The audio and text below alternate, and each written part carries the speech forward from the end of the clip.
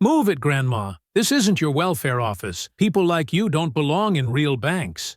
Officer Ray Denton ripped the check from Evelyn Harper's hands and laughed as it fluttered to the floor. 70 years old, and still trying to steal what you didn't earn, he sneered, snapping the cuffs so tight her fingers went numb. His breath smelled of coffee and contempt as he shoved her down. This bank isn't your charity, and I'm not your babysitter. Her heart hammered, but she stayed silent, eyes fixed on the scuffed boots behind her, belonging to a man who knew exactly how many seconds it takes to end a career when arrogance meets the wrong witness. Before continuing, comment where in the world you are watching from and make sure to subscribe, because tomorrow's story is one you can't miss.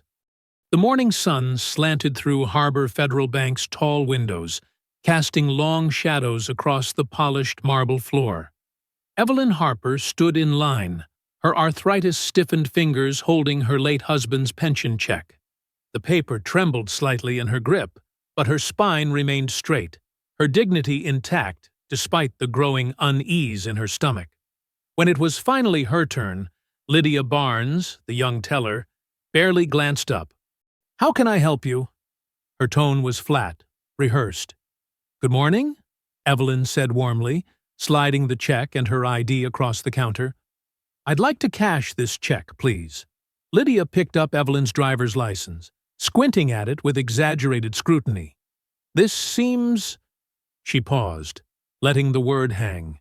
"Could you verify your address again?" "It's the same as it's been for 40 years, dear. 1247 Maple Street."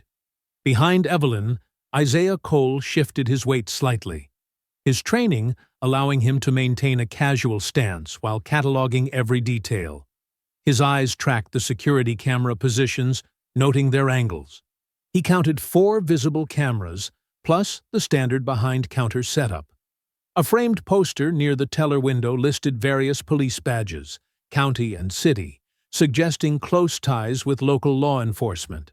Lydia's voice grew louder, more theatrical.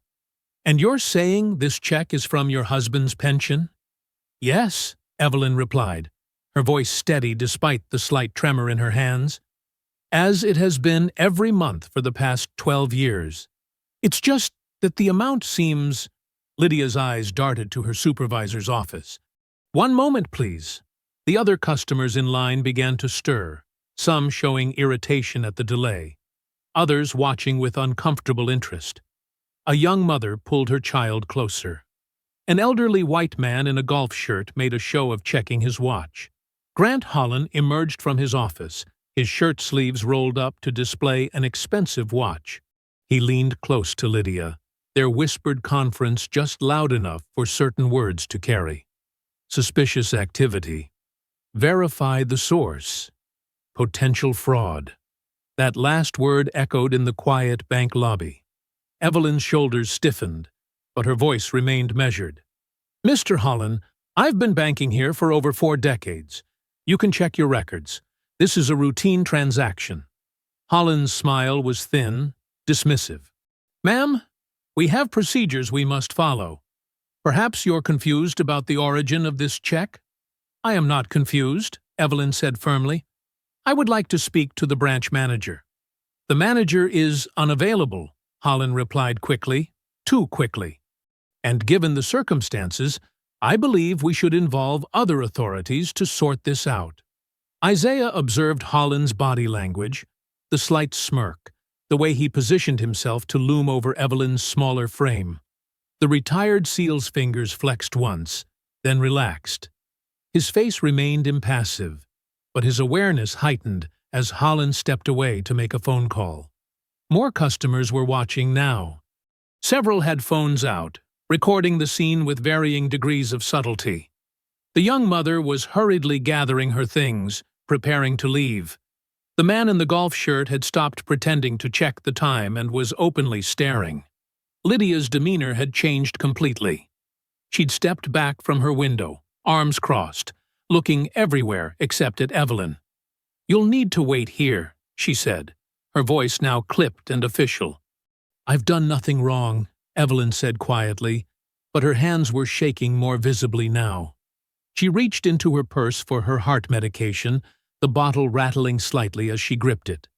Isaiah noted the security guard by the door shifting his stance, one hand moving to rest near his hip. The morning sun caught the guard's badge, throwing a sharp glare across the lobby.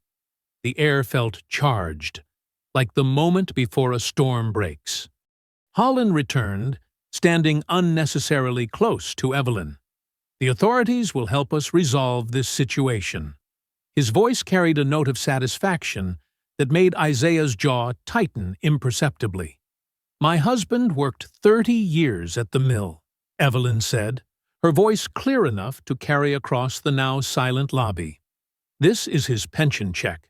The same check I've cashed here every month since he passed." "Ma'am," Holland said, emphasizing the word in a way that turned it into an insult, "if you continue to make a scene, we'll have additional problems." Through the bank's glass doors, morning traffic moved past, oblivious to the tension building inside. A mother pushed a stroller. A mail carrier sorted letters at his truck. Then, cutting through this ordinary scene, a police cruiser pulled up to the curb. The bank doors swung open with a soft whoosh. 2 uniformed officers stepped inside, their boots clicking on the marble floor. "Evelyn Harper?" the taller one called out, his hand resting casually on his belt. The atmosphere in the bank crystallized into something sharp and dangerous. Phones kept recording. The security guard moved closer to the entrance. Lydia Barnes stood behind her counter, a slight smile playing at the corners of her mouth. Isaiah remained still, his training allowing him to appear relaxed, while his mind calculated distances, angles, and potential scenarios. His eyes tracked both officers' movements, noting their name tags, their body language, the way they positioned themselves to control the space. The sunlight through the windows had grown harder, casting stark shadows across Evelyn's face as she stood at the counter, her husband's pension check still lying there between her and Lydia. A simple piece of paper that had somehow become the center of this escalating storm. The 2 officers approached the counter with practiced swagger, their boots echoing on the marble floor. Officer Ray Denton took the lead, his face set in what he probably thought was authoritative concern, but came across as barely concealed satisfaction. "Step away from the counter, ma'am," Denton commanded without preamble. He didn't ask what happened, didn't check with the bank staff, didn't review the check or Evelyn's ID. His mind was already made up. "Officer, if you'll just let me explain," Evelyn began, her voice steady despite her trembling hands.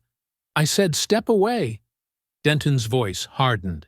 He moved closer, invading her space. When Evelyn hesitated, trying to gather her belongings, Officer Krieger grabbed her arm. His fingers dug into her flesh as he yanked her sideways. The sudden movement sent her purse tumbling from the counter. It hit the floor with a crack, contents spilling across the polished marble. Orange prescription bottles rolled in every direction, some pills scattering free from their containers. "My medication!" Evelyn cried out. She tried to bend down, but Krieger wrenched her arm higher behind her back. "Ah!" The pain in her cry made several customers flinch. More phones came out, their cameras recording the scene. The young mother covered her child's eyes. The man in the golf shirt had backed away, but his phone was steady, capturing everything. Isaiah stood motionless, his military training evident in his controlled breathing and calculating gaze. His eyes locked onto Denton's badge number, 4487, Krieger's 3921. He noted how Krieger's grip was deliberately placed to cause maximum discomfort, how Denton positioned himself to block the main security camera's view. "Please," Evelyn said, her voice strained. "My heart condition. I need those pills." Krieger's laugh was sharp and cruel. "Sure you do. Probably confused about those too, aren't you? Just like you're confused about this check?" "I'm not confused about anything," Evelyn insisted, dignity intact despite her awkward position. "This is harassment, plain and simple. Resisting arrest." Denton announced loudly, playing to his audience. He pulled his handcuffs free with theatrical flourish. And potentially assaulting an officer. Isaiah's jaw clenched as he watched Denton snap the cuffs on far tighter than necessary. The metal bit into Evelyn's delicate wrists, but she didn't cry out again. Her eyes were bright with unshed tears, but her head remained high. Lydia Barnes had retreated from her window, suddenly fascinated by her computer screen. She wouldn't look at Evelyn now, wouldn't acknowledge the scene she had instigated, but there was satisfaction in the slight curve of her lips, in the way she held herself. "Officer," Evelyn tried one more time, "I have identification, bank records, everything to prove—" "You have the right to remain silent," Denton cut her off, voice dripping with mock formality. "I suggest you use it." The sunlight through the windows felt colder now, harsher. It caught the metal of the handcuffs, the badges, the scattered pills on the floor. Isaiah observed how Krieger kept unnecessary pressure on Evelyn's arm, how Denton's free hand rested casually on his weapon, a subtle threat to anyone considering intervention. More customers had backed away, forming a loose circle around the scene. Their phones captured every moment. The small, dignified, elderly woman in handcuffs, her spilled medication, the two towering officers, the bank staff's deliberate indifference. The security guard had moved to block the entrance, ensuring no one could leave or enter without police approval. "This is how you treat a grandmother," someone in the crowd muttered, but not loudly enough to draw attention. Denton heard it anyway. His smile widened. "Age doesn't excuse criminal behavior," he announced to the room. "Neither does confusion or—" He paused meaningfully. "Other factors." Isaiah's fingers flexed once, then relaxed. His combat-trained mind had already mapped out 14 ways to neutralize both officers without permanent damage. But he remained still, understanding that immediate intervention would only make things worse. Timing mattered. Justice required patience. Krieger started moving Evelyn toward the exit, his grip still unnecessarily tight. Her sensible shoes clicked softly on the marble floor, echoing in the tense silence. She passed her scattered belongings without looking down, her dignity a shield against their cruelty. "Wait!" A new voice cut through the tension. "Stop this immediately!" A well-dressed man in his 50s burst from the back offices, almost running across the lobby. His name tag identified him as James Morton, Senior Branch Manager. His face was flushed with alarm as he took in the scene. "Everyone just calm down," Morton called out, his hands raised in a placating gesture. "There's been a misunderstanding." Elaine Porter's heels clicked rapidly across the marble floor as she hurried from her office, her face a mask of professional concern. She carried a stack of papers, waving them like a white flag. "Officers, please, I've verified everything." Her voice carried authority despite her breathlessness. "The pension check is completely legitimate. We have Mrs. Harper's full transaction history right here." Denton's grip on Evelyn's arm didn't loosen. "Ma'am, we've got a situation here."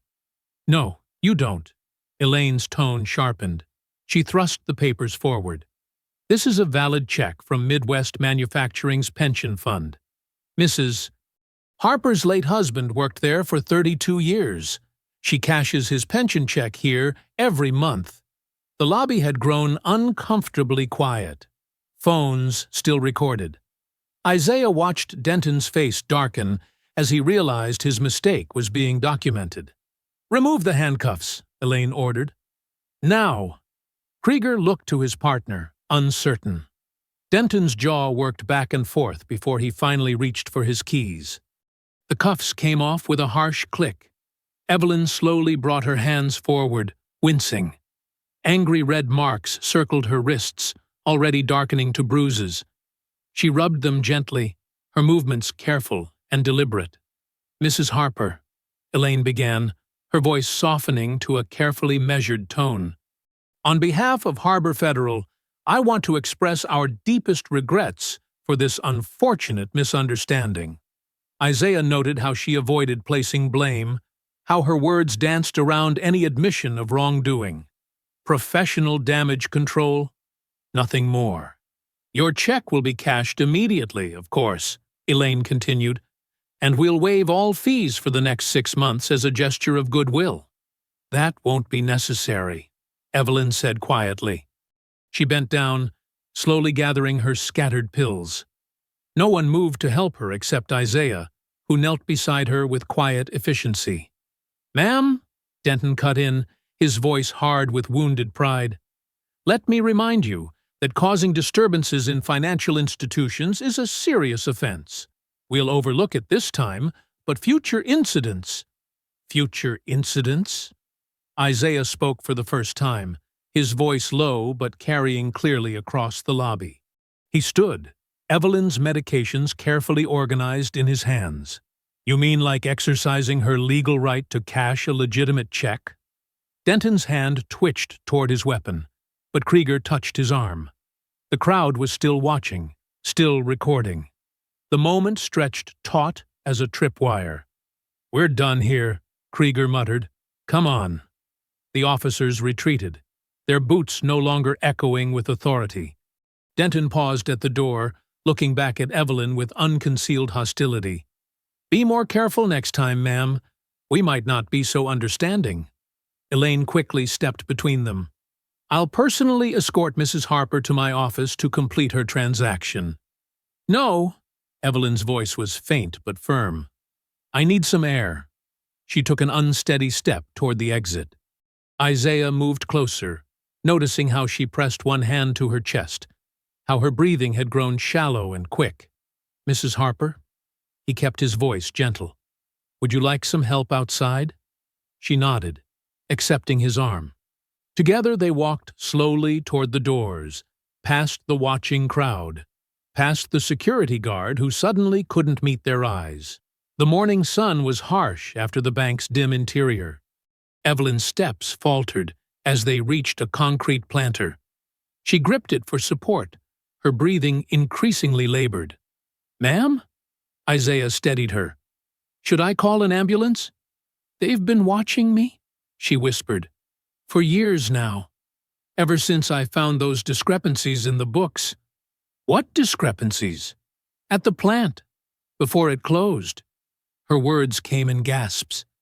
They think I still have proof." "Mrs. Harper?" Elaine had followed them outside. "Are you all right?" "Call 911, Isaiah ordered, helping Evelyn sit on the planter's edge. "She needs medical attention." Elaine pulled out her phone, stepping away to make the call. Isaiah stayed close to Evelyn, monitoring her breathing, noting how her left arm trembled. "I'm Isaiah," he said softly. "Isaiah Cole. I've got some medical training. Try to take slow breaths for me." "Isaiah."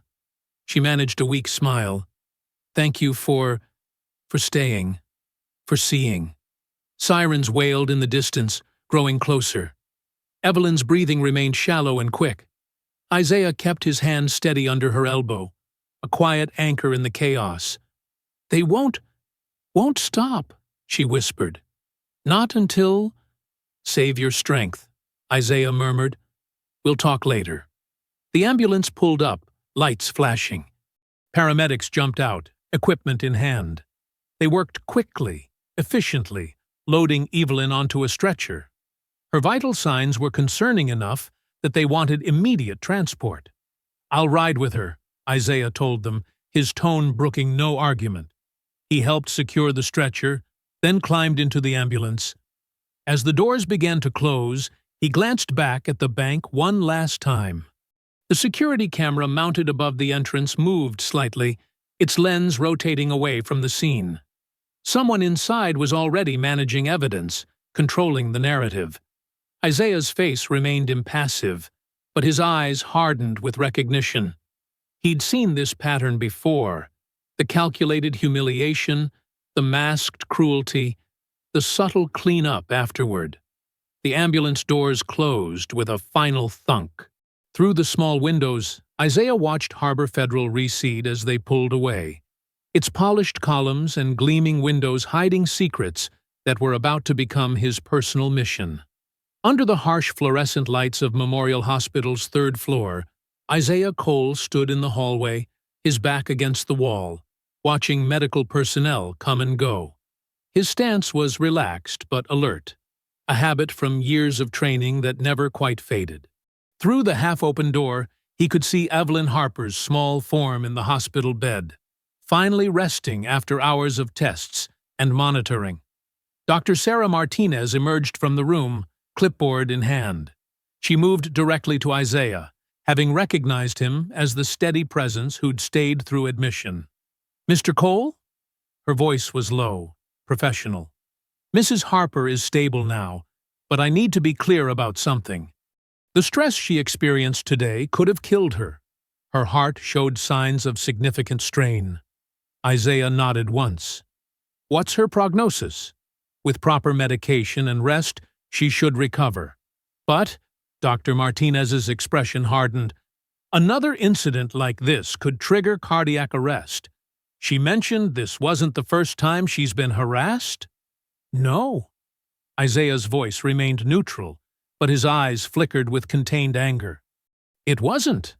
Well, it needs to be the last. Her body can't take this kind of stress." She glanced at her clipboard. "We'll keep her overnight for observation. She's asked about her purse and personal items several times. They're still at the bank? I'll retrieve them." Isaiah straightened from the wall. "Does she need anything else?" "Just rest, and someone watching out for her." Dr. Martinez gave him a measuring look. "Are you family?" "No. Just a witness who stayed." "Well, she's lucky you did." She handed him a prescription slip. "Her heart medication needs to be refilled. The pharmacy downstairs is still open." Isaiah took the slip, committing the medication name to memory. "I'll handle it." He walked quietly into Evelyn's room. She stirred at his approach, her eyes opening slowly. "I'm going to get your things from the bank," he said softly. "And your prescription. Do you need anything else?" "No, thank you." Her voice was tired but clearer than before. "You've done so much already. Try to rest. I won't be long." The drive back to Harbor Federal took 15 minutes. The bank was closed, but Isaiah had already called ahead. A security guard met him at the side entrance with Evelyn's purse and a sealed envelope, probably some kind of official apology crafted by their legal team. Back in his motel room an hour later, Isaiah sat on the edge of the bed, television playing quietly. He'd delivered Evelyn's belongings and medication, made sure she was comfortable, and left his number with both her and the nursing staff. Now, he watched the local news with growing disgust. "Incident at Harbor Federal Bank this morning," the anchor was saying. "The police department has issued a statement regarding the arrest of an elderly woman who allegedly became aggressive during a routine transaction." The screen showed Officer Denton speaking from the police station steps. The subject appeared disoriented and combative when questioned about suspicious documentation. Officers attempted to de-escalate the situation, but she became increasingly agitated. "While we regret any distress caused, our officers followed proper procedure to ensure everyone's safety." Isaiah's jaw tightened. He pulled out his phone, quickly finding what he'd expected: edited body cam footage already circulating online. He watched it carefully, noting the obvious cuts, the missing angles, the convenient gaps in audio. Years of reviewing mission footage made the manipulation clear to him. His phone rang. Evelyn's hospital room number flashed on the screen. "Mrs. Harper? They're saying terrible things." Her voice shook. "On the news, online. People are calling the hospital, leaving messages. They're saying I tried to commit fraud, that I attacked those officers." She broke down, crying. "Why are they doing this?" "They're trying to control the story," Isaiah said quietly. "To protect themselves." "The bank." She took a shuddering breath. "They sent someone. A notice. I'm banned from all Harbor Federal locations. They say I'm a security risk. Isaiah's free hand curled into a fist. He forced it to relax. Try not to watch the news right now. Focus on resting. What am I going to do? That's where George's pension check. We'll figure it out, he assured her. One step at a time. After calming her as best he could, Isaiah hung up and opened his laptop. He began documenting everything methodically. Times, names, badge numbers, witness positions. He added screenshots of the edited footage, noting timestamps where cuts occurred. His training had taught him the value of detailed intelligence gathering. He'd planned to leave town tomorrow, head west to start his retirement. Those plans felt distant now, irrelevant. Something was very wrong in this town, something that went deeper than one incident of racism at a bank. Evelyn's whispered words about discrepancies and being watched nagged at him. His phone buzzed with a news alert just before midnight. He read it twice, his expression unchanging but his eyes growing cold. Local police issue arrest warrant for Evelyn Harper. Charges include attempting to pass forged documents and resisting arrest. The phone creaked in his grip. He set it down carefully, deliberately, before he could break it. They were moving faster than he'd expected, using the night shift to push through paperwork while Evelyn was hospitalized and vulnerable. It was an efficient strategy. He'd used similar tactics himself in darker times. Isaiah stood and walked to the window, looking out at the quiet street. A patrol car rolled past slowly, its lights off. They were probably already watching the hospital, waiting for her release. The system was closing ranks, following a familiar pattern he'd seen in corrupted institutions worldwide.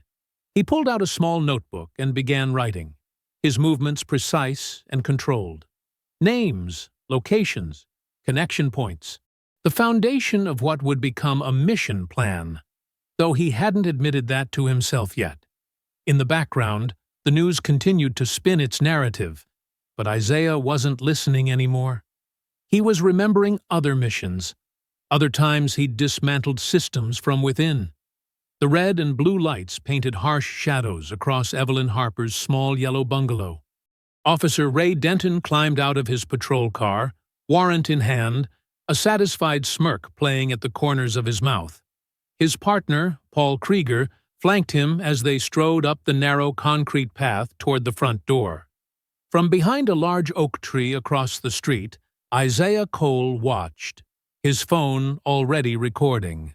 He'd driven straight here after a nurse called to warn him that Evelyn had checked herself out against medical advice, desperate to get home to her medication and familiar surroundings. But he'd arrived 3 minutes too late. "Mrs. Harper," Denton's voice boomed through the quiet neighborhood. "Police! Open up!" The porch light clicked on. Through the screen door, Isaiah could see Evelyn's slight figure, wrapped in a housecoat. Her hand trembled as she pushed the door open. "Officer Denton?" Her voice was thin, uncertain.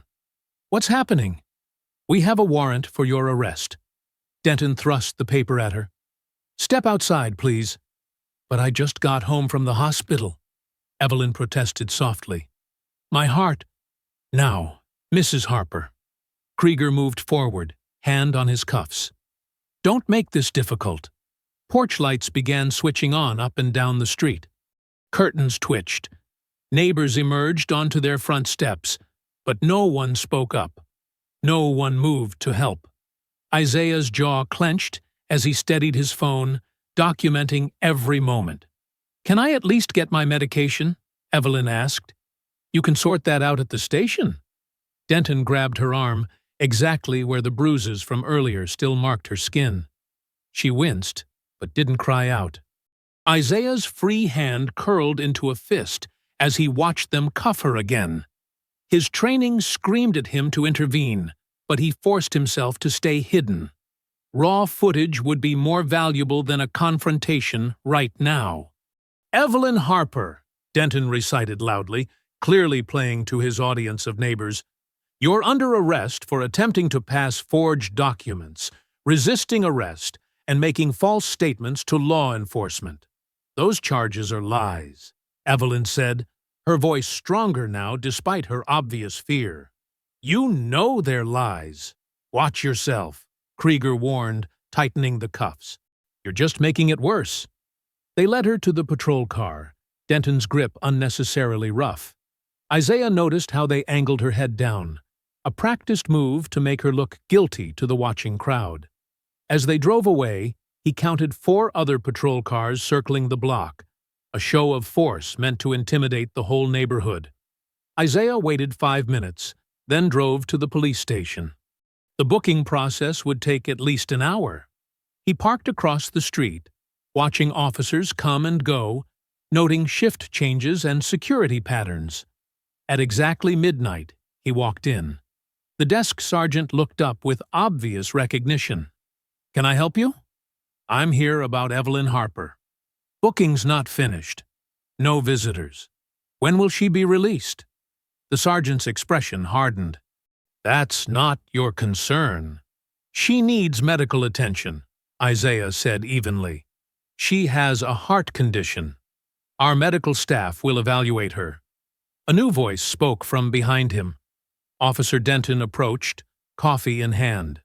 "You know, Mr. Cole, for someone who just happened to be in line at the bank, you seem awfully invested in Mrs. Harper's situation." Isaiah turned slowly, his stance relaxed but ready. "Just a concerned citizen. Well, here's some friendly advice." Denton stepped closer, coffee forgotten. "This is a small town. We look after our own. Whatever you think you're doing here, whatever you think you saw, mind your business. Go back to wherever you came from." "Is that a threat, Officer Denton?" "That's professional courtesy." Denton's smile didn't reach his eyes. "Don't make me get unprofessional." Isaiah held his gaze for 3 long seconds, then turned and walked out. He could feel multiple sets of eyes tracking him through the glass doors.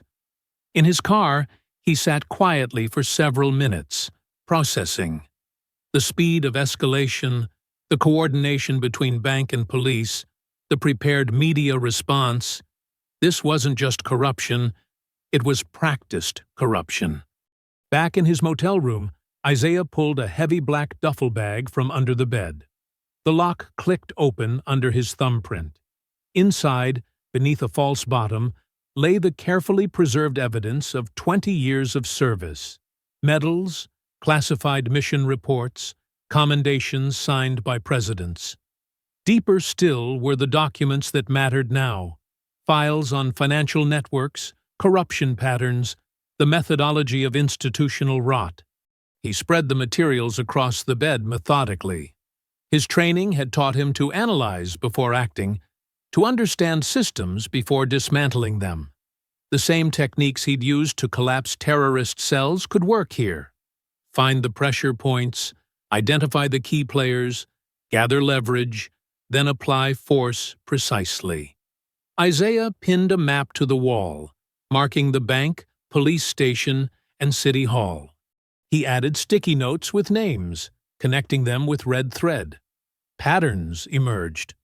The pension fund, the manufacturing plant closure, Evelyn's old bookkeeping job. 20 years of small-town corruption crystallizing around a single point of resistance. An elderly black woman who'd noticed the wrong numbers in the wrong ledger. A car drove past his window, slow and deliberate. He didn't need to look to know it was a patrol car. They'd be watching him now, assessing the threat. Good. Let them waste resources on surveillance while he worked. Through the thin motel walls, Isaiah could hear the morning news starting up in the next room. More lies would be spreading across breakfast tables and phone screens. More pressure would be applied to Evelyn's already weakened heart. The system was tightening its grip, confident in its power, certain of its impunity. As the first gray light of dawn crept through his window, Isaiah began to plan. The sun hadn't fully risen when Isaiah Cole straightened the last piece of red thread on his motel room wall. He'd slept exactly 2 hours. Military habits keeping his mind sharp despite exhaustion. Coffee from the ancient machine tasted like burnt plastic, but he drank it anyway, studying his work. The wall told a story, not just of yesterday's incident, but of something deeper. Harbor Federal's expansion timeline, police pension fund reports, city council minutes spanning 2 decades. Something had happened at that factory, and Evelyn Harper had seen it. Isaiah checked his watch. 7:15 a.m. The county clerk's office would open at 8. He showered quickly, chose plain clothes that wouldn't draw attention, and headed out. His rental car started on the first try, but he noticed fresh tire marks where a vehicle had parked outside his room overnight. They were watching, which meant they were worried. The Harbor Federal Records Office occupied a corner of the main branch, the same one where they'd arrested Evelyn. Isaiah walked in like he belonged there, nodding to the security guard. The public records terminal sat unused, its ancient screen glowing blue in the morning light. "Can I help you?" A young clerk approached, her smile professional but wary. "Just need to check some property records," Isaiah said, his voice calm and forgettable. "Research for a real estate project." He spent 40 minutes scrolling through digitized documents, taking pictures with his phone when no one was watching. The pattern jumped out immediately. Harbor Federal had acquired 6 failed businesses in the past 15 years, including the old manufacturing plant where Evelyn had worked. Each closure followed the same timeline: financial irregularities, sudden layoffs, quick sales. The county clerk's office proved even more interesting. Isaiah signed in as a title researcher and buried his real searches between legitimate property lookups. The manufacturing plant's closure had triggered a wave of foreclosures, all handled by the same law firm. Properties resold at fraction prices to shell companies that traced back to familiar names: Holland, Porter, names that matched his wall of red thread. By 10 o'clock, Isaiah had enough background. He drove to the police station, parking in clear view of the cameras. Inside, the desk sergeant from last night had been replaced by a younger officer who didn't hide his suspicion. "I'm here to see Evelyn Harper," Isaiah stated. "Visiting hours aren't until—" "She has a right to visitors. I'll wait." 20 minutes passed before they led him to a small room with scratched plexiglass. When they brought Evelyn in, Isaiah's jaw tightened. She looked collapsed somehow, smaller than yesterday, her wrists visibly swollen from the cuffs. But her eyes still held that quiet dignity. "Isaiah?" Her voice crackled through the speaker. "You shouldn't be here. How are you feeling?" "They gave me some of my medication." She touched her chest. "Not all of it." A guard shifted closer, pretending to check his phone while listening. Isaiah lowered his voice. "Tell me about the factory, Evelyn." "About the books you kept." Her eyes darted to the guard, then back. "That was a long time ago." "But you remember." "Numbers don't lie," she said carefully. "Even when people do. I was good at my job. Too good, maybe. The payroll accounts. There were discrepancies. Money moving where it shouldn't. I reported it through proper channels." She smiled sadly. 2 weeks later, the plant announced it was closing. 400 people lost their jobs overnight. And the records? Destroyed in a small fire. Very convenient. Her hands trembled slightly. "The next day, my house was broken into. Nothing taken, just searched. Then my tires were slashed. Then my son's scholarship was suddenly revoked." She leaned forward. "Isaiah, please, go home. This town, it knows how to hurt people without leaving marks." The guard stepped closer. "Time's up." Isaiah stood. "I'll be back." "Don't," Evelyn whispered. "Please, I'm old. I'm tired. They win." Outside, Isaiah spotted the patrol car immediately. Third pass in 15 minutes. They weren't even trying to be subtle anymore. He drove to his next stop, the law offices of Ellis and Associates. Marjorie Ellis's office occupied the second floor of a converted Victorian house. The secretary tried to turn him away, but Isaiah simply sat in the waiting room until Marjorie appeared, elegant in a charcoal suit that couldn't hide her exhaustion. "Mr. Cole," she gestured him inside. "I assume this is about Evelyn Harper. You're withdrawing from her case. Doctor's orders." Marjorie closed the door. "Blood pressure issues. Very sudden." "Like the factory closure was sudden?" Her expression didn't change, but her hand tightened on her desk chair. "That's ancient history." "Not to them." Isaiah stayed standing. "How did they approach you? Phone call? Visit? Or just a friendly reminder about your daughter's job at City Hall?" "Mr. Cole." Marjorie's voice dropped. "I've spent 30 years defending people in this town. I know which battles can be won. This isn't one of them. Whatever you're planning, don't. The consequences already started." Isaiah turned to leave. "Thank you for your time, Ms. Ellis. They'll destroy her to keep this quiet." "No." Isaiah paused at the door. "They won't." Back at the motel, Isaiah added Marjorie's name to his wall. Connected, but compromised. A victim and a warning. He worked through the afternoon, building his case piece by piece. The factory's employee list, the pension fund transfers, the property sales. A pattern of corruption so deep it had become the town's foundation. The sun set. Isaiah cleaned his weapon, more from habit than necessity. He wasn't here for violence, not yet. Information was his first weapon. Pressure points, leverage. The right documents in the right hands could do more damage than bullets. At exactly 11:47 p.m., footsteps approached his door. Heavy boots on cheap carpet. They stopped, lingering, waiting. Isaiah set his laptop aside, eyes fixed on the door. The fluorescent lights of Mercer's grocery cast harsh shadows across the empty parking lot.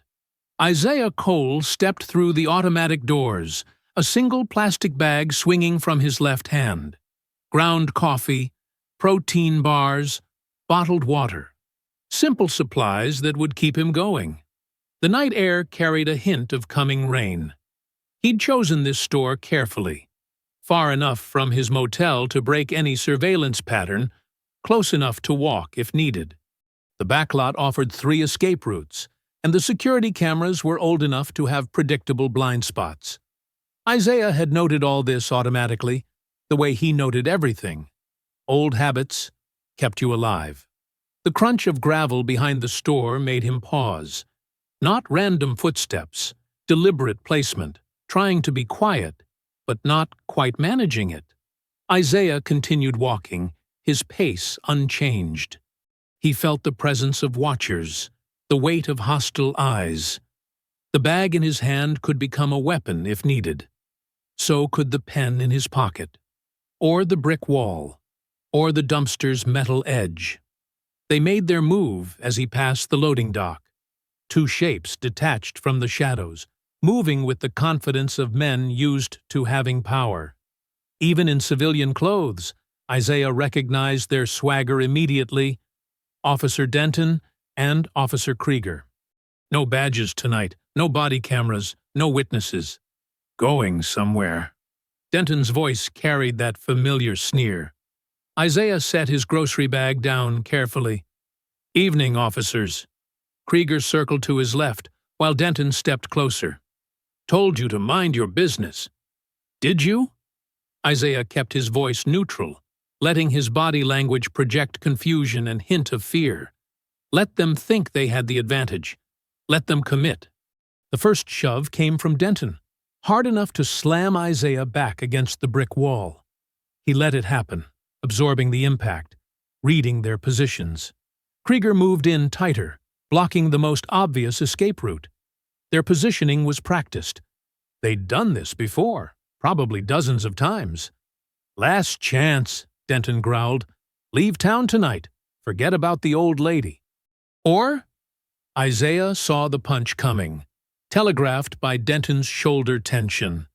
He could have blocked it, dodged it, countered it. Instead, he took it, letting his head snap back against the bricks. The pain was sharp, but manageable. More importantly, it told him everything he needed to know about Denton's reach, power, and control. Krieger laughed. "Not so tough now, huh?" Isaiah spat blood onto the concrete. Then he moved. The first 5 seconds were pure economy of motion. He grabbed Krieger's extended arm, twisted hard at the exact angle where the wrist bones couldn't resist, and felt the satisfying snap. Before Krieger's scream could fully form, Isaiah drove his knee up into Denton's groin, then hammered an elbow into his throat. Both men staggered. Isaiah gave them no time to recover. He flowed through the darkness like water, using every shadow, every obstacle. A dumpster became cover. A drain pipe became leverage. The narrow space between buildings became a funnel that forced them to come at him one at a time. Each movement was precise, calculated, designed to end the threat as efficiently as possible. Krieger came at him wild, good hand swinging. Isaiah caught the punch, redirected it into the wall, then drove his palm up into Krieger's elbow. Another crack, another scream. Krieger collapsed, clutching his mangled arm. The flash of steel caught Isaiah's eye. Denton had pulled a knife, its blade gleaming dully in the security lights. The officer slashed forward, technique sloppy with rage and fear. Isaiah stepped inside the arc, trapped Denton's wrist, and applied pressure to exactly the right nerve cluster. The knife clattered to the ground. "What the fu—" Denton's words cut off as Isaiah swept his legs, driving him face down onto the asphalt. Isaiah knelt, one knee pressing into Denton's spine. The officer's arm bent at a painful angle. He leaned close, his voice barely above a whisper. "I could kill you both right now. You know that, don't you?" Denton struggled weakly. Isaiah increased the pressure until he felt tendons start to separate. "Next time won't end this clean," Isaiah continued, his tone conversational. "Next time, I take everything. Your badge, your pension, your freedom. I have the factory records, Denton. I know about the money. One phone call, and it all burns down." He shifted his weight, driving his knee into a cluster of nerve endings that sent lightning bolts of pain through Denton's body. The officer went rigid, then limp. "Tell your friends," Isaiah said. "Tell everyone. The old lady is off limits." He stood smoothly, retrieving his grocery bag from where he'd set it down.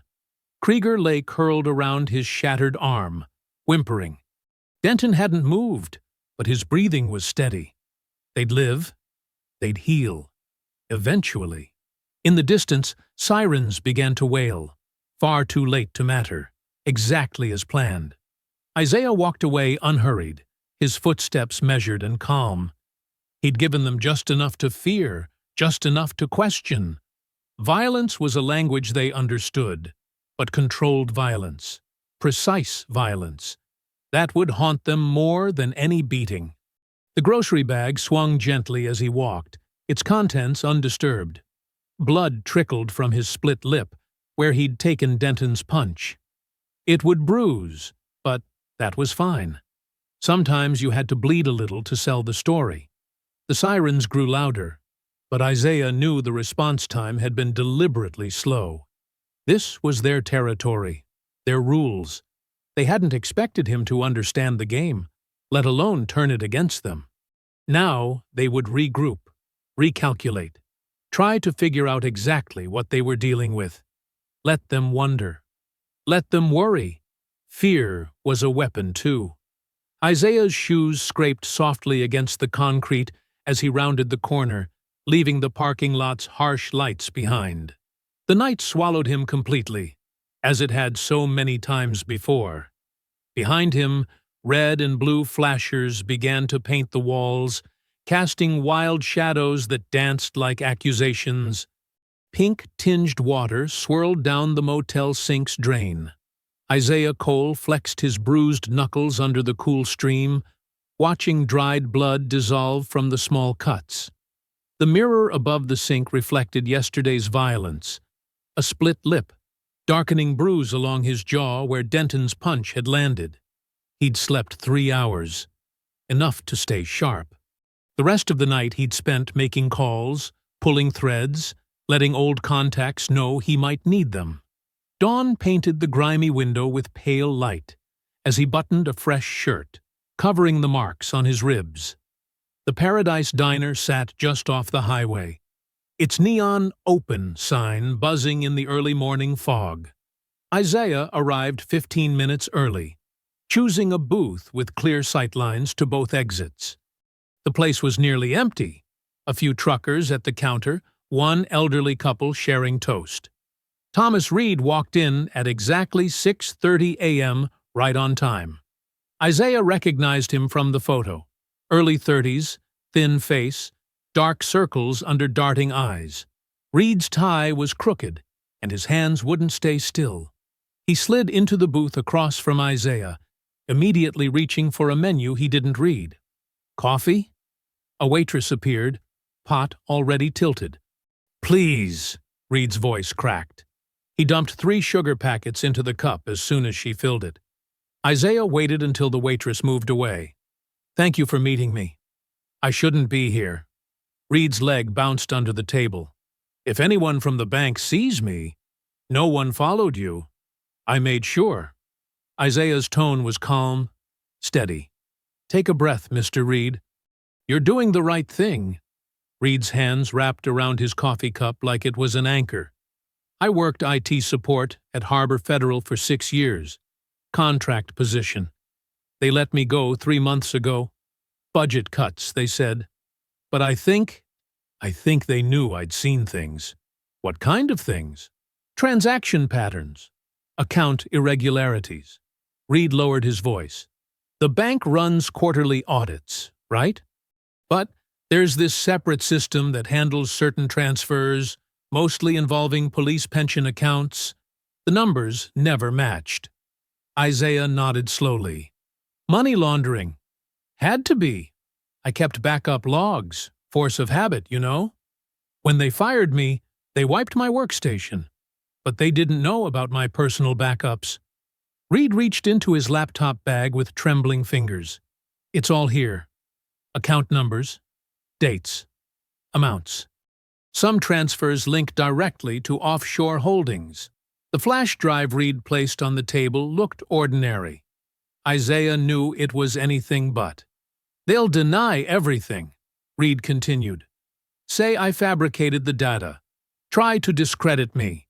But I documented everything. Timestamps, authorization codes, it's bulletproof." "You understand what happens next?" Isaiah asked quietly. "Once this goes public?" Reed's face was pale but determined. "I'll testify. Whatever it takes. What they did to that old lady, Mrs. Harper, it's not right. None of this is right." Isaiah pocketed the flash drive. "I have a journalist contact. Regional paper, solid reputation. She'll protect your identity as long as possible, but eventually—" I know what could happen." Reed's coffee had gone cold, untouched. "But I can't keep looking the other way. I have kids, you know. What am I teaching them if I stay quiet?" They worked out security protocols over breakfast. Neither man ate. Isaiah gave Reed a burner phone, specific check-in times, emergency procedures. By 8 a.m., the evidence was safely in the hands of Sarah Martinez, an investigative reporter Isaiah trusted. The story moved fast after that. By noon, the first online articles appeared, carefully worded, but devastating. Harbor Federal's stock price wobbled. The police department issued a terse no comment. City council members weren't answering phones. Isaiah picked up Evelyn from the county jail at 2 p.m. She looked exhausted, but unbowed, her dignity intact despite wrinkled clothes and uncombed hair. Neither spoke during the drive to her house. In Evelyn's small kitchen, Isaiah made tea while she changed clothes. Simple rituals, normal moments that felt precious after everything. When she finally sat at the worn Formica table, her hands were steady. "Thomas Reed," Isaiah said, sliding a cup toward her. "Name mean anything to you?" "Should it?" "Former IT contractor at Harbor Federal. He's the one who found the proof, connecting the bank to police pension fraud. Same accounts that went missing when the factory closed." Evelyn's fingers tightened around her cup. "After all these years, Martinez is running the story. More outlets will pick it up by tonight. The pressure's building. They'll fight back," Evelyn said softly. "They always do. Let them try." Isaiah's voice held cold certainty. "This time we have proof." Through the kitchen window, they watched the first news van park across the street. Then another. Evelyn's phone started ringing. Reporters, lawyers, old friends suddenly remembering her number. "I should rest," Evelyn said, looking decades older than yesterday. "My heart's not what it used to be." Isaiah helped her to the living room couch, made sure her medication was within reach. She was asleep within minutes, peaceful for the first time in days. He kept watch from the window, tracking movements outside. More media arrived. A police cruiser drove past twice, not Denton or Krieger's unit. His phone buzzed with updates from Martinez. The story was gaining traction. Official statements were being demanded. Social media was catching fire. For one careful moment, Isaiah allowed himself to feel something like hope. Not victory. He'd seen too much to trust easy wins. But the pressure was building. The rot was being exposed. Sometimes that was enough to start change. His burner phone lit up with a text from Reed. "They know." Morning light streamed through the courthouse's tall windows, casting long shadows across the marble floors. The hallway buzzed with energy. Reporters clutching notepads, camera crews adjusting equipment, lawyers in sharp suits conferring in hushed tones. Isaiah stood against the wall, eyes constantly moving, tracking every entrance and exit. Evelyn sat on a wooden bench nearby, hands folded in her lap, wearing her best Sunday dress. She looked small against the courthouse's imposing architecture, but her spine was straight, her chin lifted with quiet dignity. Sarah Martinez, the investigative reporter, paced nearby, phone pressed to her ear. Her dark hair was messy from running her fingers through it, but her eyes were bright with controlled excitement. "The wire services are picking it up," she whispered to Isaiah. "CNN, MSNBC, they're all calling." The corridor grew more crowded by the minute. Local reporters, who'd ignored the story days ago, now jostled for position. Isaiah noticed several faces he recognized from Harbor Federal, including Elaine Porter, the manager who'd offered that hollow apology. She avoided eye contact. At exactly 10 a.m., the district attorney's office doors opened. A tall woman in a charcoal suit emerged, flanked by assistants. The crowd surged forward, microphones extended like weapons. After careful review of new evidence, the DA announced, her voice carrying over the murmurs, "The state is dropping all charges against Mrs. Evelyn Harper, pending further investigation into the circumstances surrounding her arrest." The hallway erupted. Cameras flashed. Reporters shouted questions. Isaiah moved closer to Evelyn, protective as always. "Mrs. Harper," someone called out. "How do you feel about the charges being dropped?" Evelyn rose slowly, steadied by Isaiah's hand at her elbow. Her voice was clear and strong. "I feel grateful that the truth has finally come to light."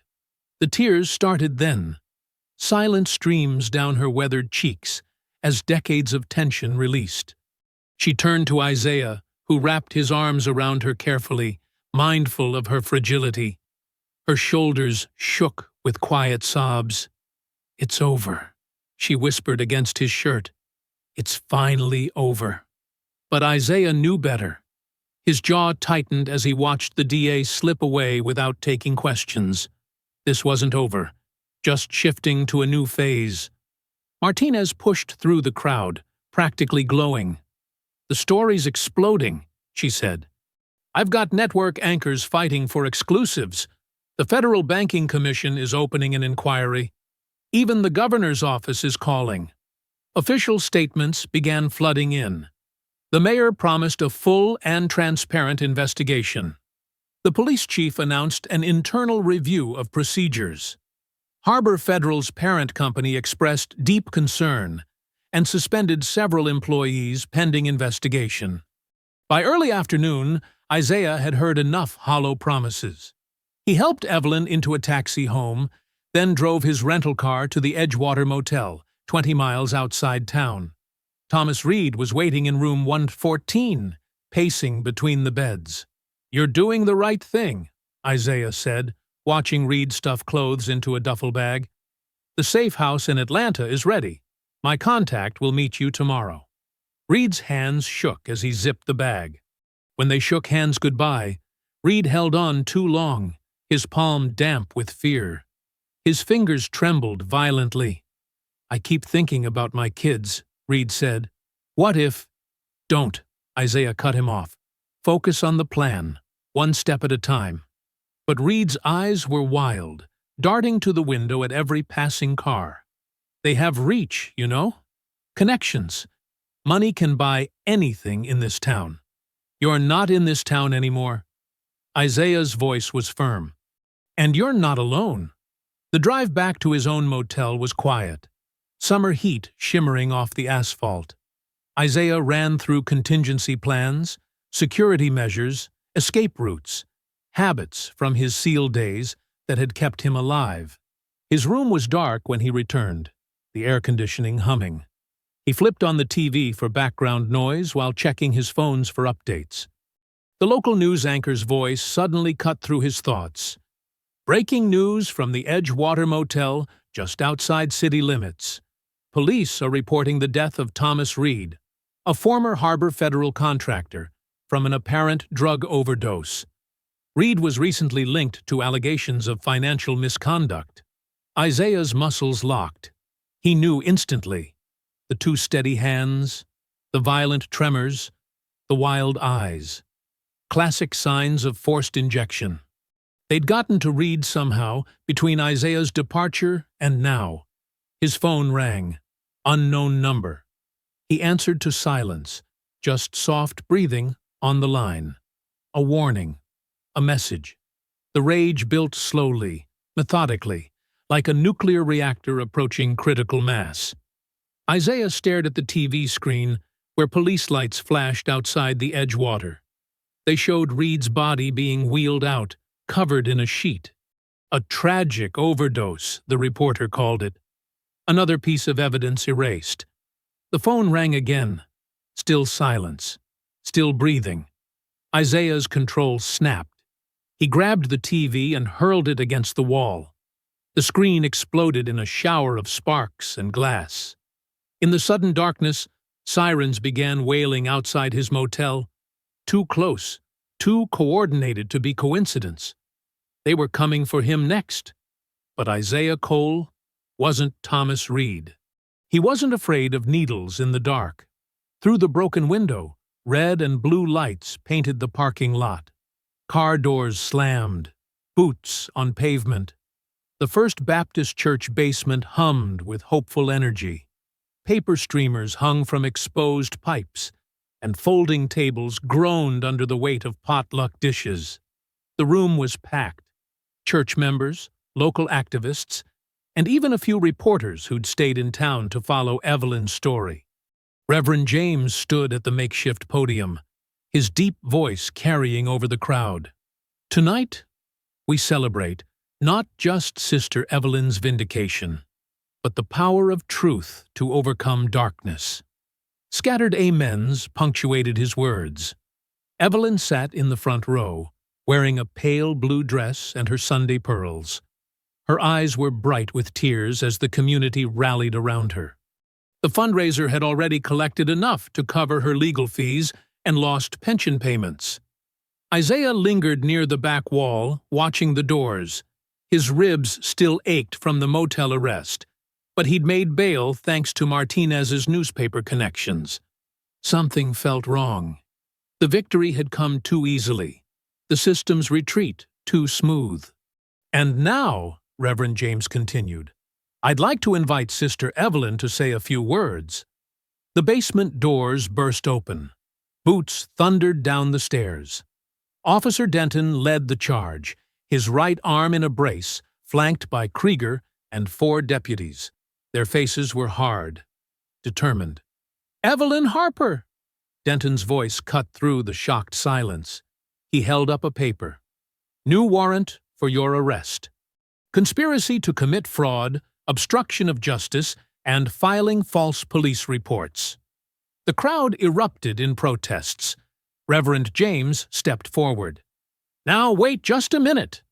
Denton shoved past him. Krieger and 2 deputies converged on Evelyn, who had risen shakily to her feet. "Please," she said. "I have my heart medication." They ignored her. Krieger grabbed her arm and yanked. Evelyn cried out as they forced her to the floor. Her pearls scattered across the linoleum. Isaiah's training kicked in. He moved without thinking, muscle memory from countless operations. 3 steps would get him to Evelyn, 2 seconds to disable Krieger. But he never made it. Deputies hit him from both sides. Isaiah's head cracked against a metal chair. Hands grabbed his arms as someone shouted, "He's resisting! Watch out! He assaulted officers last week!" "Body cameras!" someone in the crowd yelled. "They're turning them away!" Isaiah fought to keep his arms under control as they twisted them behind his back. Steel cuffs bit into his wrists, ratcheted too tight. A knee drove into his back, grinding already bruised ribs against the floor. "Isaiah!" Evelyn's voice was thin with fear. "Please don't hurt him." Through the chaos, Isaiah caught glimpses. Evelyn being dragged to her feet, church members held back by deputies, phones recording everything. Reverend James trying to reason with Denton. Martinez shouting questions that no one answered. "On your feet!" a deputy growled, hauling Isaiah up. His ribs screamed in protest. They marched him toward the stairs, past faces twisted with anger and horror. At the police station, they separated them immediately. Isaiah watched helplessly as they led Evelyn down a different hallway, her small figure surrounded by uniforms. Her eyes met his briefly, tired, afraid, but still dignified. The booking process was deliberately rough. Isaiah's fingerprints, photos, belongings catalogued and sealed. His phone disappeared into an evidence bag. The charges kept coming. Assaulting an officer, resisting arrest, conspiracy, interfering with an investigation. "Subject is trained military," Denton announced loudly. "Extremely dangerous. Maximum security protocols." They put Isaiah in a holding cell deep in the building's bowels. No windows. Single bulb, concrete bench. His ribs throbbed with each breath. In the distance, he heard other cell doors slamming. The system hadn't just reacted. It had planned this counterattack carefully. Wait for public sympathy to peak, then crush it with new charges. Separate the targets. Control the narrative. Isaiah had seen similar tactics in other countries, but experiencing it from the inside was different. He tested the cuffs subtly. No give. The cell was solid. They weren't taking chances after the alley fight. His carefully built network of evidence and witnesses was now cut off. No phone, no contacts, no way to warn anyone what was coming next. Hours crawled by. The holding cell's light flickered occasionally, casting strange shadows. Isaiah's training helped him track time through shift changes and distant movements. He heard fragments of radio chatter, catching phrases like federal interest and special handling protocols. Near midnight, footsteps approached. A guard Isaiah didn't recognize appeared, face expressionless. "Harper," he said flatly. "Time for processing." They led him through empty corridors to a processing room. Through a window, Isaiah glimpsed Evelyn in another room, looking small and tired as they took her fingerprints again. Their eyes met briefly through the glass before guards shifted to block the view. The fluorescent lights hummed overhead as they documented every scar, every tattoo, every identifying mark. Isaiah's military ID had already marked him as high risk. They weren't just booking him, they were burying him in the system.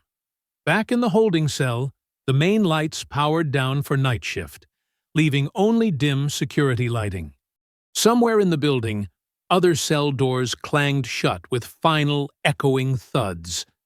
Isaiah sat on the concrete bench, back against the wall, mind racing through scenarios and possibilities. They'd miscalculated badly. He'd underestimated how far the corruption reached, how coordinated the response would be. Now Evelyn was alone somewhere in the building, probably terrified, possibly without her medication. And Isaiah, for the first time since leaving the SEALs, was truly trapped. The cell door's lock engaged with a heavy click. In the low light, Isaiah could barely make out his own hands. Separated, isolated, and contained. Exactly as the system intended. The holding cell's darkness pressed against Isaiah's eyes. His watch had been taken during processing, but his internal clock told him it was well past midnight. The concrete bench had long since leached away his body heat, and his ribs sent sharp protests with each shallow breath. Footsteps echoed through the corridors, guards making their rounds. Isaiah had mapped their patterns over the past hours. 3 minutes between passes. 2 guards per rotation. Standard issue boots with rubber soles. But these new footsteps were different. Lighter, less rhythmic. A small metal door at the bottom of his cell clicked open. The food slot. A hand appeared, holding something dark and rectangular. 2 minutes, a voice whispered. Make it count. A burner phone. Basic model. Isaiah's fingers closed around it as his mind raced through possibilities. The number was already dialed, ringing softly. Isaiah. The voice was familiar. Calm, precise, touched with a Virginia accent. Been a while since Kandahar. Daniel. Isaiah kept his voice low, angled away from the cell door. Didn't expect to hear from you so soon. Your message reached the right channels. Talk fast. What's the situation? Isaiah pressed against his aching ribs, organizing his thoughts. Elderly black woman named Evelyn Harper, targeted by local police and Harbor Federal Bank. They staged an arrest, doctored footage, killed a whistleblower named Thomas Reed. Made it look like an overdose. The bank connection? Money laundering through police pension accounts. Reed had proof before they got to him. Everything's documented, but they seized my phone and files. Frost was silent for a moment. Isaiah could picture him, salt and pepper hair, reading glasses, deceptively casual posture hiding a tactical mind. The man had pulled Isaiah's team out of a Taliban ambush years ago. Now Isaiah needed extraction of a different kind. The woman, Harper, where is she? Same facility, different wing. She has a heart condition. They're denying her medication. Medical negligence. Gives us leverage. Frost's tone sharpened. Local involvement? Deep. Police chief, bank executives, at least 2 council members. They're desperate to contain this. New footsteps approached from the corridor. Different from the guards. Measured, deliberate, professional. Isaiah tensed. Years of training reading the subtle signals. Listen carefully, Frost said. Help is coming, but this gets ugly first. These people won't surrender power quietly. Are you prepared for that? Isaiah thought of Evelyn's bruised wrists, her scattered pearls on the church basement floor, her quiet dignity in the face of cruelty. Whatever it takes. Good. Maintain discipline. When it starts, let them throw the first punch. But finish it. The footsteps stopped outside Isaiah's cell. Keys jingled softly. "They're here," Isaiah whispered. "Remember, everything by the book, until they break it first. Then no mercy." "Understood." Isaiah could hear Evelyn's voice from somewhere in the building, weak but still firm, asking again for her medication. His jaw tightened. "Daniel, thank you. Save it for after. And Isaiah? Make it clean, but make it count." The line went dead. Isaiah slipped the phone back through the slot just as it clicked shut. The footsteps outside his cell moved away, unhurried. Minutes stretched. Isaiah focused on his breathing, controlling the pain from his ribs, centering himself. More footsteps passed. Regular guards, irregular patterns now. Something was shifting in the jail's rhythm. Through the ventilation system, he caught fragments of radio chatter. New voices, new protocols. The night guards sounded uncertain, off balance. A woman's voice echoed from the medical wing, patient refusing treatment. Then Evelyn's voice, stronger than before. "I refuse nothing. I demand my prescribed medication." Isaiah's fists clenched. They were pushing her toward a medical emergency, something they could blame on natural causes. A clean ending to their problem. But the footsteps in the corridor had changed again. More sets now. Different cadences. The sound of professionals moving with purpose. Somewhere above, a door slammed. Radio static crackled. A guard's voice. "Sir, we have unauthorized personnel." Then the first alarm began to wail. The sound bounced off concrete walls, filling the cell block with red emergency lights. Isaiah stood, muscles coiled, face calm. Through his narrow window, he watched shadows move across the corridor, figures in tactical gear, moving with federal authority. More alarms joined the first, creating a rising chorus of panic.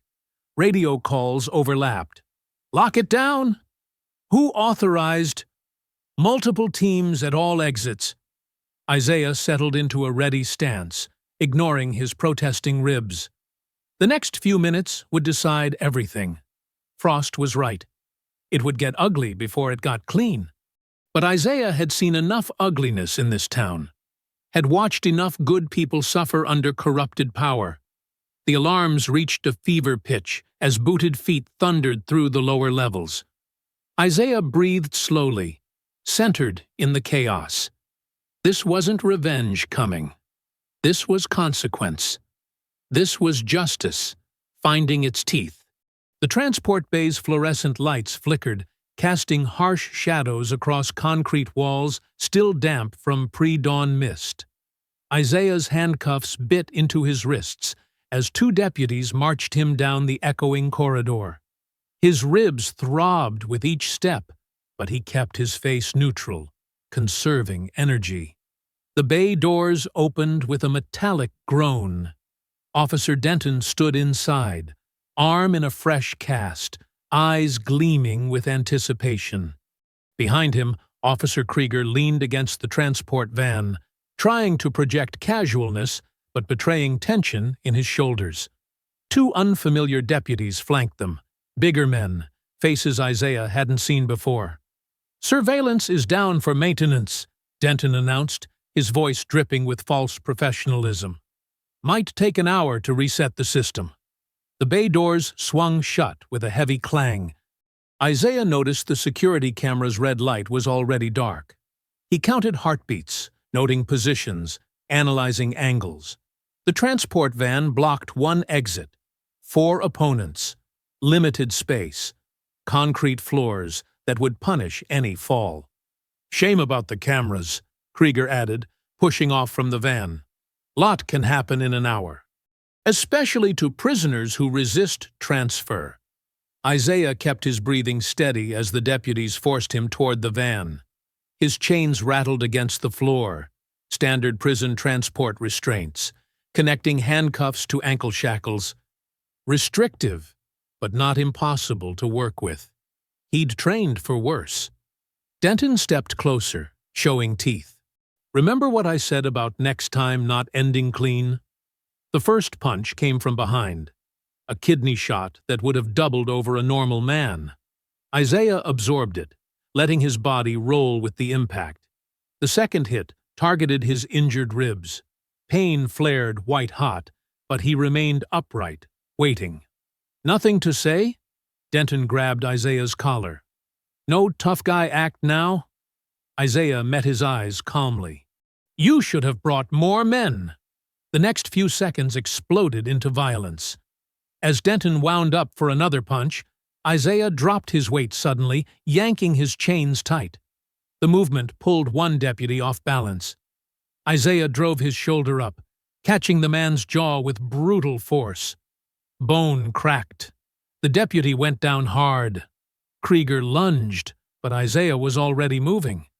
He twisted, wrapping his transport chain around Krieger's extended arm. One sharp pull sent the officer face first into the van's metal side. Blood sprayed from his broken nose. The second unknown deputy managed to land a solid hit to Isaiah's ribs. Fresh pain blazed, but adrenaline dulled it to background noise. Isaiah hooked his leg chain around the deputy's ankle and pulled. As the man stumbled, Isaiah drove his knee up, catching him under the chin. The deputy's head snapped back. He crumpled, unconscious before he hit the ground. "Stop him!" Denton's voice cracked with panic. He fumbled for his weapon, but his injured arm slowed him.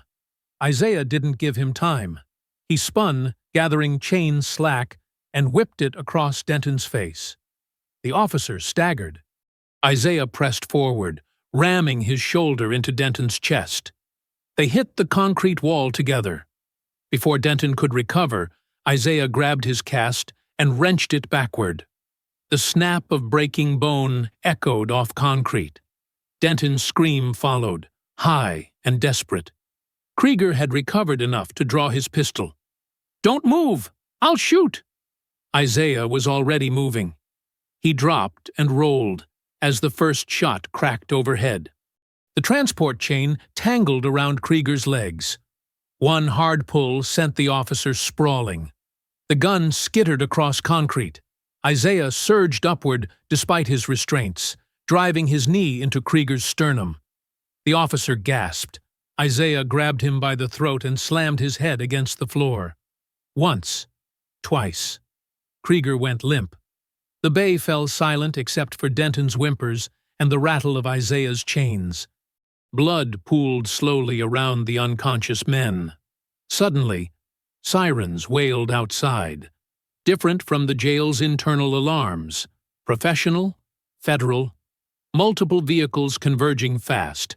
The bay doors burst open. Armed agents in tactical gear poured in, weapons raised, moving with practiced precision. Isaiah recognized their stance, their discipline. This wasn't local law enforcement. This was federal authority arriving with overwhelming force. "Federal agents, everyone on the ground." Isaiah was already kneeling, hands raised despite his chains. More agents secured the unconscious deputies. Denton continued screaming as medics approached cautiously. A familiar figure stepped through the chaos. Daniel Frost's badge gleamed under the fluorescent lights as he surveyed the scene. His expression remained neutral, but Isaiah caught the slight nod of approval.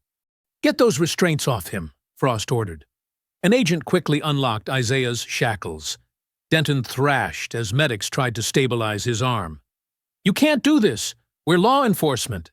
"Former law enforcement," Frost corrected coldly. "Currently, you're under federal arrest for civil rights violations, conspiracy, attempted murder, and about a dozen other charges my team will be happy to list while booking you." Isaiah rubbed his wrists as agents helped him up. His ribs protested, but the pain felt distant now. Around him, more federal personnel swept the bay, photographing evidence, securing the scene. Denton's screams echoed off the walls as they cuffed him despite his broken arm. Frost stepped closer, speaking quietly. "Clean enough for you?" "Clean enough," Isaiah agreed, watching as Krieger was dragged away unconscious.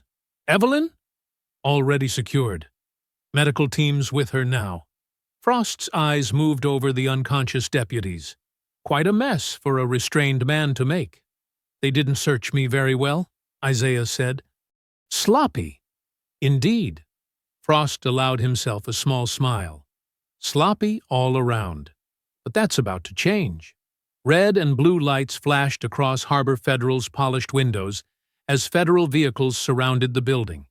The morning sun cast long shadows behind the agents as they moved with practiced efficiency, badges gleaming. Inside, chaos erupted as FBI cyber teams seized computers and federal marshals secured exits. Bank manager Elaine Porter's face drained of color when agents approached her office. "This is highly irregular. Our customers." "Ma'am, step aside," a senior agent ordered, showing her a warrant. "This branch is temporarily closed pending a federal investigation." In the server room, technicians worked methodically, cloning hard drives and securing backup tapes. Years of transaction records were extracted, each device carefully tagged and logged. The bank's carefully maintained facade crumbled as boxes of evidence emerged. Across town, in a dimly lit office at the Federal Command Center, Isaiah Cole sat beside Daniel Frost, watching unedited body cam footage on multiple screens. The raw video showed every second of Evelyn's arrest in brutal clarity.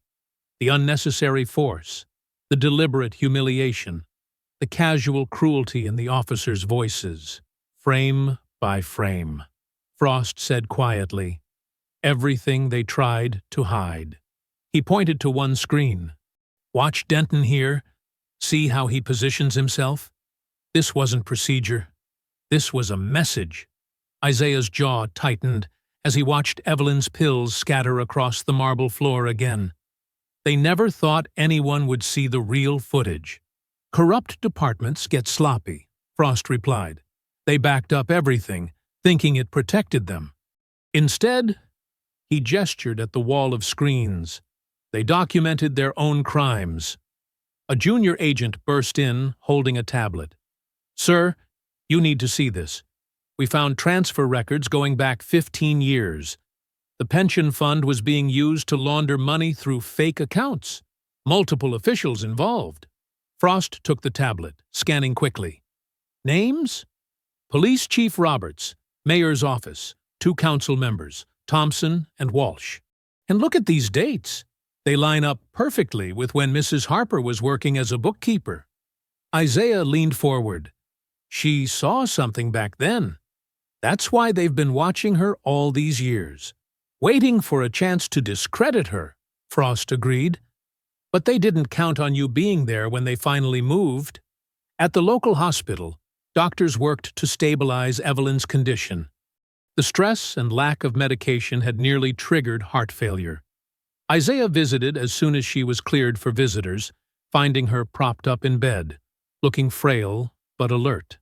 "The federal people came," she said softly. "They apologized. Actually apologized." Isaiah pulled a chair close. "It's not over yet, but it's starting." On the small hospital room TV, breaking news banners flashed.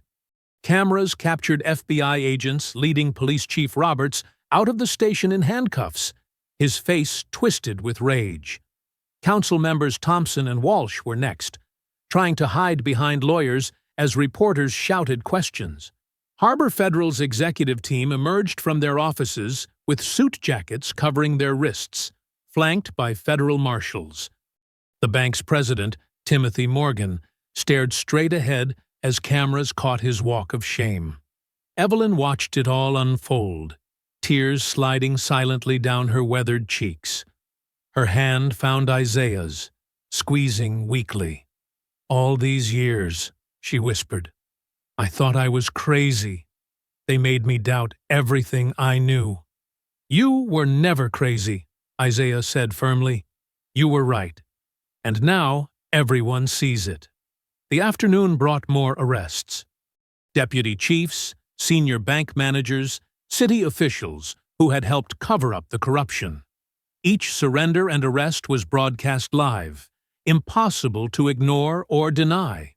Local news anchors who had reported Evelyn's aggression now backtracked frantically, highlighting the federal investigation's findings. In the hospital room, Evelyn's doctor checked her vitals as they watched more footage. "Blood pressure's still high," she warned. "Try to stay calm." But Evelyn couldn't look away from the screen. Unedited body cam video played now, showing her treatment in the bank. Public outrage exploded online. Social media filled with calls for justice. National news picked up the story. "Look," Isaiah said softly, pointing to a new headline. "Systemic corruption exposed. Elderly woman's arrest reveals years of police and banking fraud." Frost visited later that afternoon, bringing updates. The investigation was expanding. More witnesses came forward, emboldened by the arrests. Former bank employees revealed pressure to profile certain customers. Junior officers admitted to following orders targeting specific citizens. "Mrs. Harper," Frost said formally, "I want you to know, this goes beyond just clearing your name. You exposed something that's been poisoning this town for decades." Evelyn dabbed at fresh tears. "I never wanted all this. I just wanted to be treated like a person." "You deserved that and more," Isaiah said. "They tried to make you invisible, but you stayed strong." The hospital room TV continued broadcasting arrests into the evening. Each new development validated what Evelyn had known, what she had endured alone for so long. The truth emerged in waves, washing away years of carefully constructed lies. As sunset painted the hospital room in soft orange light, Evelyn watched another report about the investigation. Her hand tightened around Isaiah's. "They finally saw me," she whispered. The federal courthouse buzzed with anticipation. Every seat was filled, reporters packed the back wall, and sketch artists worked furiously as Judge Miranda Coleman prepared to speak. The morning light streamed through tall windows, casting long shadows across the polished floor. Evelyn Harper sat straight-backed in the front row, dressed in a pressed navy suit, her silver hair neatly styled. Isaiah Cole sat beside her, his presence steady and watchful. Behind them, rows of faces, community members, activists, and curious onlookers, waited in tense silence. Judge Coleman, a woman in her 60s with steel-gray hair and sharp eyes, looked up from her papers. Her gaze swept the crowded courtroom before settling on Evelyn. "Mrs. Harper," she began, her voice clear and firm, "please rise." Evelyn stood slowly, Isaiah's hand at her elbow for support. The room seemed to hold its breath. "In my 30 years on the bench," Judge Coleman continued, "I have seen many instances of misconduct. But what happened to you represents a particularly egregious abuse of power. The evidence presented shows a systematic campaign of harassment, intimidation, and racial discrimination spanning decades." She lifted a document. "I am hereby dismissing all charges against you with prejudice. Furthermore, I want to state for the record that the behavior exhibited by law enforcement and banking officials in this case was not merely unprofessional, it was criminal." Murmurs rippled through the courtroom. Several rows back, former Officer Denton's face darkened with rage. His arm, still in a cast, twitched visibly. "The settlements agreed upon today," the judge continued, "total $12 million in compensatory and punitive damages. Harbor Federal Bank's charter is permanently revoked. The police department will undergo complete restructuring under federal oversight for a minimum of 5 years. She paused, removing her glasses. "Mrs. Harper, I want to apologize to you personally. The system meant to protect you instead became a weapon against you.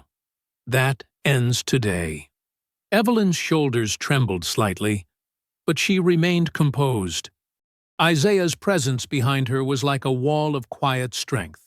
"For the defendants," Judge Coleman's voice hardened, "sentencing will begin next week. Former officers Denton and Krieger face multiple federal charges, as do Police Chief Roberts and the other co-conspirators. I intend to make examples of every person who participated in this corruption."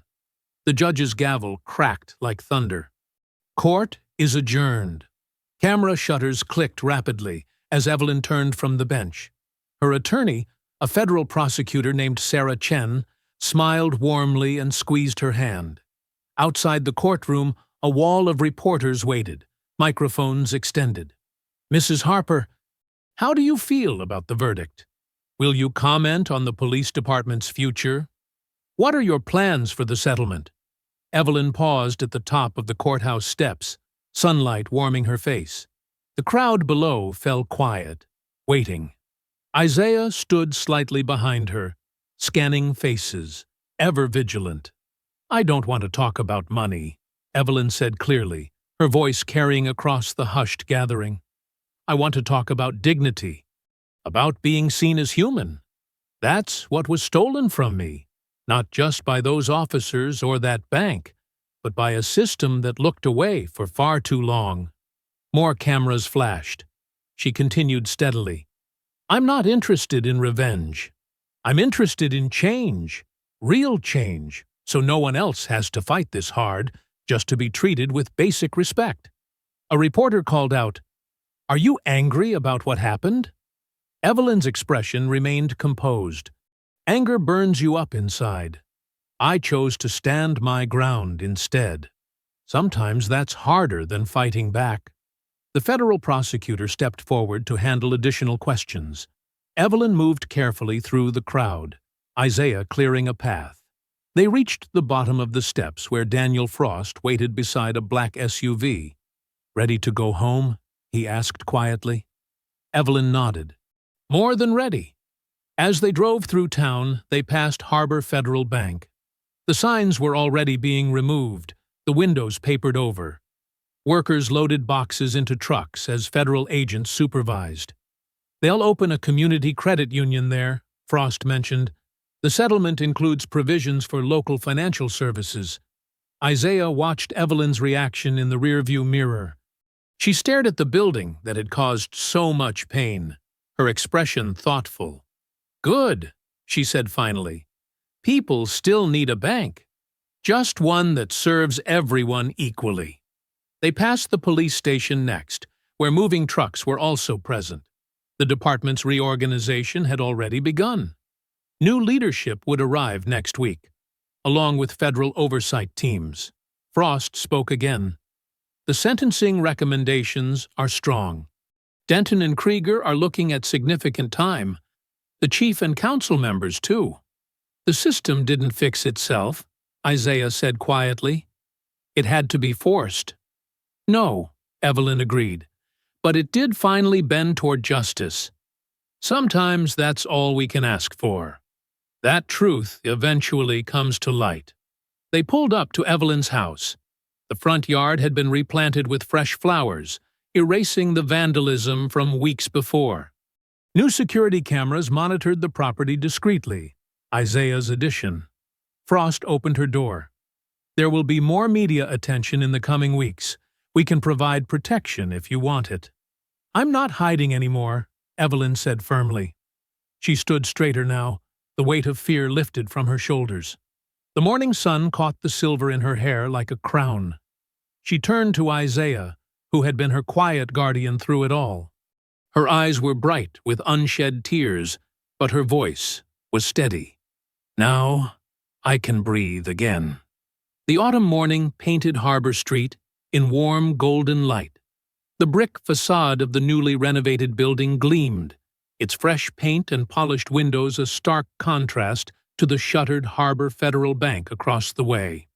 A modest crowd had gathered on the sidewalk, their quiet conversations creating a gentle murmur in the crisp air. Evelyn Harper stood near the entrance, elegant in a deep purple dress, her silver hair catching the sunlight. At 72, she carried herself with renewed strength, the shadows of fear long gone from her eyes. Community leaders, local residents, and even a few reporters formed a half-circle around her. Sarah Chen, the federal prosecutor who had become a friend, stood at the podium. "Today marks more than just the opening of a financial institution," she announced, her voice carrying clearly. "It represents the triumph of dignity over discrimination, of justice over corruption, and of community over greed." From a bench across the street, Isaiah Cole watched silently.